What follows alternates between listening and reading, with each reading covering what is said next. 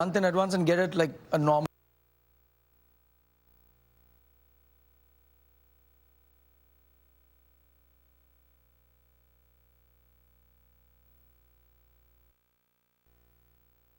Notice. Talk to your eczema specialist about Dupixent, a breakthrough eczema treatment.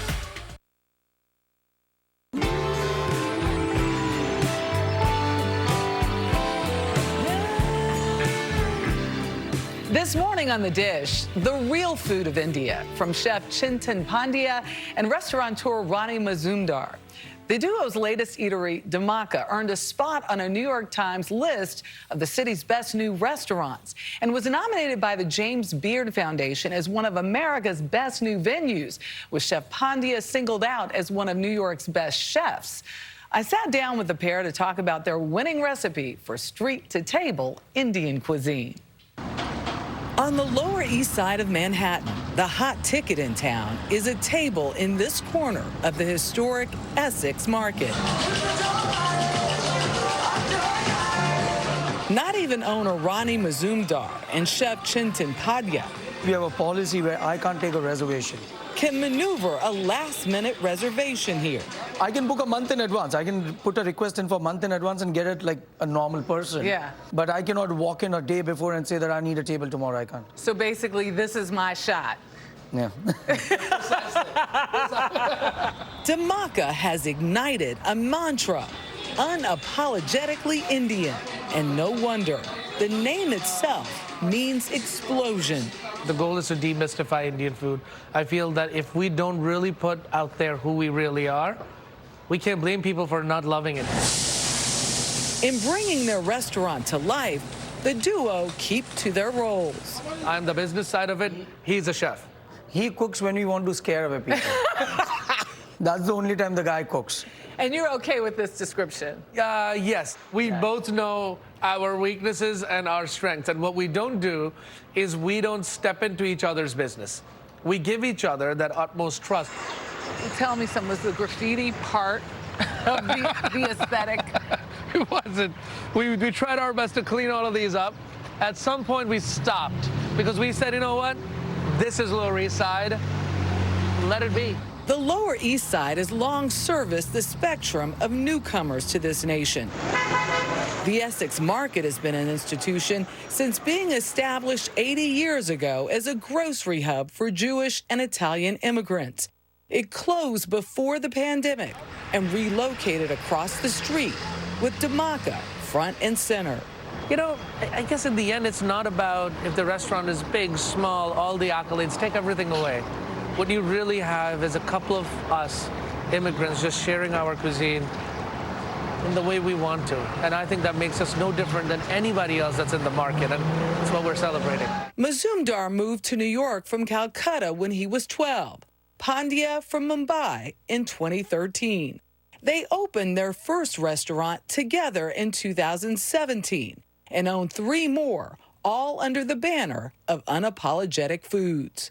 I was also that kid that was trying to fit in high school or junior high and felt ashamed for what the food was being cooked at my home. So I would tell my mom not to cook that fish curry because my friends are coming home. I've been through that, as if like there's something I'm doing wrong. And I think it's not just me. Every single immigrant in this country shares a similar emotion. And somewhere there came a point for both of us. It was that I think it's time we really share who we are. The result? What they call provincial dishes inspired by Pandya's travels across India, where he sampled food from street carts and homes in small villages. But I was cooking to impress others, and I think the day you stop doing that and start cooking what you love to eat, the product changes. You're sharing it. Sharing it. This is what I want to eat. It's a real dish. It's not like I want to sell you this. No, it's something that I love to eat. Do you want to be part of that experience? For this duo, unapologetic Indian cuisine looks like this. Spice, meat on the bone, fish on the bone, and you start to see the vessels that they're cooked in. On our table, we have pressure cooker pulao. Now, when you go to a regular restaurant, when you eat a pulao, it's cooked rice and cooked chicken. But this one is actually made from raw rice. It only gets cooked when you order it. Murg kofta, a chicken meatball stuffed with an egg. and that's a cashew-based sauce. This is dal tadka. Dal is lentil, tadka means tempering. So this tempering is done tableside in a regular setting. This is called chapati. Chapati. Yeah, this is one of the most common breads that we eat, and that's a paratha. Pork salad, house-made paneer, We only have one kind of a cheese, a fresh cheese, which is a paneer. and whole fried pomfret. Oh my gosh, that's perfectly seasoned. An Indian menu as diverse as the country and its 1.3 billion residents. It is 3 times the population of America. But if you consider the land, it is 1/3. So it's a very dense populated country, and the cuisine keeps on changing every few miles or 50, 60 miles. So when you think of Indian food, you're essentially trying most of the stuff from Northwest. Got it. And you're contributing that as all of India.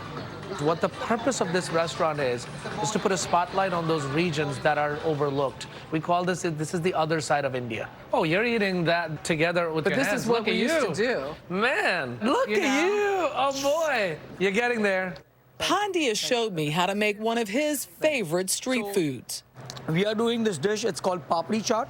It's with flour, a little bit of, spices, everything inside it, Okay. and it's deep fried. And chaat is like a generic word for a street food in India. Crumbled potatoes, tamarind chutney, Excellent, little bit more. Then we have the sweetened yogurt, yogurt is sauce, spiked with crisps, chili and and what red Pandya sauce. calls... the magic spice, the spice blend. I like spice.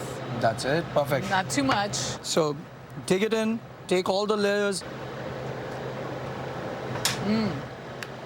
Okay, I'm feeling the heat now. I told you. And the customers are eating it up too.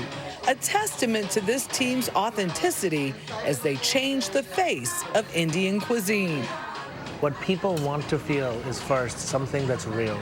So all we can do is put what's real, what's our truth, with our integrity out there on the table. And once people feel that, I think it will inspire a whole new generation of people that will start to think that this is okay. My aha moment was knowing now that what we're used to is just a sliver of India. Yeah. And, there's so much more to explore. Oh, cannot wait to taste it. Another feast for the eyes is next. Remarkable images from around the world submitted to an international competition will give you a taste of some of the best. You're watching CBS Saturday Morning.